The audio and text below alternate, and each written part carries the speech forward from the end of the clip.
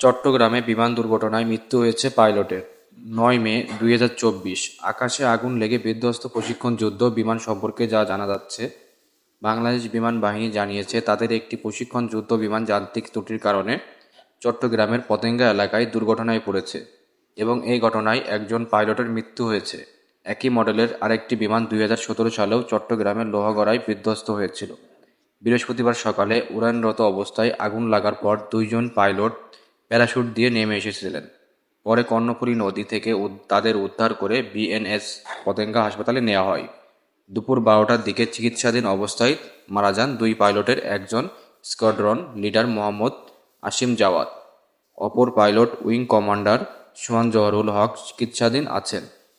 ঢাকায় বাহিনী জনসংযোগ পরিদপ্তরের বিমান বাহিনী ডেস্ক বিবিসি বাংলার কাছে YAK-১৩০ মডেলের প্রশিক্ষণ বিমানটির দুর্ঘটনার পড়ার খবরের সত্যতা নিশ্চিত করেছে।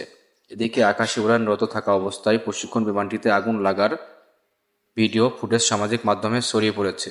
এতে দেখা যাচ্ছে বিমানটিতে আগুন লেগে কালো ধোঁয়া বেরোচ্ছে। এরপরে আগুন লেগে যেতে দেখা যায় বিমানটিতে। তখনই পাইলটরা প্যারাশুট বেয়ে নিচে কর্ণফুলী নদীতে পড়েন।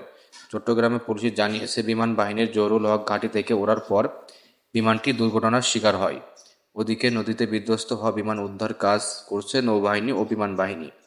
জানা গেছে বৃহস্পতিবার পতেঙ্গায় যে মডেলের বিমান দুর্ঘটনায় পতিত হলো, ঠিক একই মডেলের আরেকটি বিমান ২০১৭ সালের জুলাইতে দুর্ঘটনার শিকার হয়েছিল, তবে সেবার পাইলটরা নিরাপদে বেরিয়ে আসতে পেরেছিলেন।